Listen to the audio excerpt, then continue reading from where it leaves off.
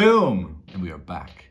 Episode 3 of Screen Notes. Thank you for sticking around. If you've seen the last two videos, I appreciate it. These are getting a bit easier to make and I'm really enjoying them, so I'm getting in the swing of things, so I'm just gonna keep going with it. But without further ado, let's jump straight into it. So the film that I'm reviewing today is probably the biggest film to come out this year, the film that everyone was most excited for, certainly I was the most excited for. It's Dune. It came out on Thursday, we went to see it last night, so it's pretty fresh. And you can't not get excited about it. It has the best cast of any film out right now. It has one of the greatest directors, arguably, right now. And it was on the big screen. So, jumping straight in, this is basically an adaptation from a novel, Dune, that came out in the 60s. And there was a movie as well that came out as well, and this is the remake of it.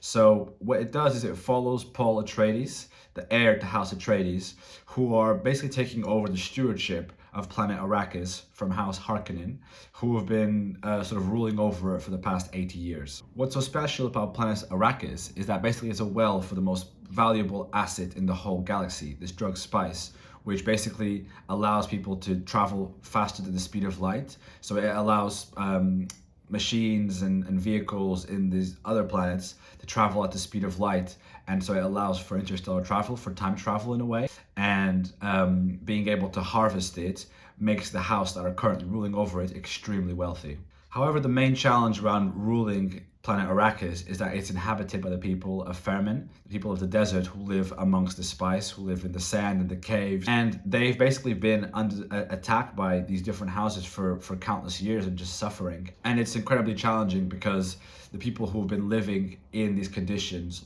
understand how to navigate that terrain. Whereas House Atreides, who are coming in fresh, have no idea. So it makes their mission there even harder. So starting off with screen note number 1. This is only half a film. The book itself, I think, lends itself more to a 5-hour film. And so obviously you can't watch that in cinema. And so this part 1 of Dune is really just an introduction to the world of Dune. It's sort of setting the scene for what's to come. And because of that, it feels like not much is happening. In most films, the typical structure is you've got the 3 acts. You've got the setup, the confrontation, and the resolution. And that kind of sees you through the whole range of the film. But what happens here is you get basically a massive setup. The whole film is a setup. And just before it gets to the confrontation, that epic battle that you're sort of excited for, that you've been waiting for the whole film, the movie just ends. And so the movie does a good job of preparing you for what could be a great film.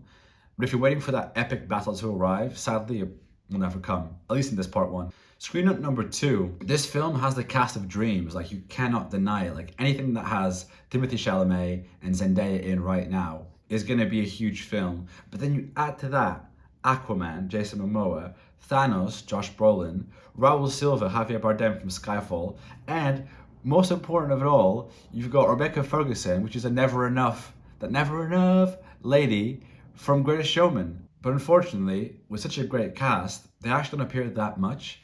It's a bit disappointing, and my main gripe with this film that I was so excited to see some of these characters in action, and they all get about 20 minutes of screen time each. Jason Momoa never really develops into the badass that he's built out to be. Javier Bardem, mysterious character, never really appears. And Zendaya, which is the main one, the second lead of the film, has that big romance, building romance with Timothée Chalamet. She doesn't appear really until the end of the film. If a second film does happen, that will develop. But if it doesn't, then we're sort of left with this, what could have been. Screen note number 3. So one thing that I was personally a bit disappointed about was the sandworms. Because they were built out to be these epic, colossal, worm-like beings that live basically under the sand in Arrakis, deep under the sand. And basically there's these worm territories where if you make the slightest of sound above ground, they'll sort of bulldoze towards you and jump out of the ground and eat anything. Turns out it was another anticlimax, because essentially you expect them to be these epic creatures that sort of come out and are huge in size and deadly. But what happens most of the time is that the creature comes up from below and you see the sand sinking, and it just kind of slowly swallows whatever it's coming to get. And there is a scene where you end up seeing the whole worm, but I promise you, to me, it felt like a bit of an anticlimax. Screen note number 4. So Timothée Chalamet is obviously in this. He's the lead, and because he was in it, I was super excited because I'm a big fan of his. Um, I thought it was interesting how he was cast for this and how he plays it because he's only 25, so he's quite young looking. He's very slender, like you can't really see him as like this sort of built up guy. And because of that, he can never really play this badass character. He kind of plays this heir to the throne, young prince, really promising, and I think leans more on the emotional side, which I think really suits him. With such a stunning cast, I actually thought he was probably the best actor out of all of them. I thought he brought a real sort of emotion to the role that made us feel like we were right there with him the whole time. The story kind of typically follows him the whole way through, so you were always alongside him. There was a scene which I now realize is quite an iconic scene, which is the pain box scene where he's told to put his hand in a box, and if you were to remove it, the person standing opposite him has a needle that will go straight into his neck and kill him. In that scene, you really see him as an actor like incredibly. He's able to go through a range of emotions of like excruciating pain, crying, spitting, to then harnessing that pain, harnessing that fear into confidence and standing up to the person in front of him. And to see him develop over that was really, really cool. Finally, screen note number 5, and obviously best to last. This is an epic cinema experience, and I'll put my hands up. I'm as bad as the next person at like getting into bed, smashing out a series and a film with a laptop up to here. Probably fall asleep and wake up on episode 3 of season 6 of Prison Break. That's not how this film should be experienced. This film needs to be experienced on the big screen. Like, I cannot stress it enough how you cannot watch this film at home on your good TV. It has to be experienced on a huge screen in the darkness with huge speakers to really feel the grandeur of this world. Now, Denis Villeneuve, who is the director of this film, he's done a series of films you probably have already seen. Prisoners, Blade Runner, Rival, he's done Sicario, all films that when you begin to appreciate them, the landscape is completely vast. The music, which is scored by Hans Zimmer, who actually, fun fact, declined doing Tenet with Christopher Nolan, which they've done loads of films together, declined doing that so he could do Dune because he's a big fan of Dune. And his scoring of this film is epic.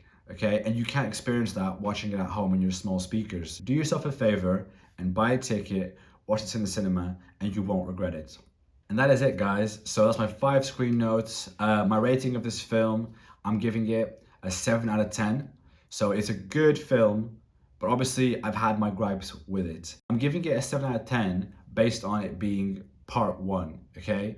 I think if we'd seen a full length film with an epic battle, this film could have been one of the greats. And so I'm going to hold my judgment to do then a part 2 eventually when that gets released, if it gets released. But it's quite a long film. It's very, very long for a bit of an anticlimax. It's 2.5 hours and nothing really happens. It's sort of setting you up and you see a lot of potential but not much happening. And then you have an incredible cast that you're excited for, but don't get to see them in action at all. So because of that, I'm giving it a 7 out of 10. Good film. Definitely watch it, but please, please, please watch it in the cinema.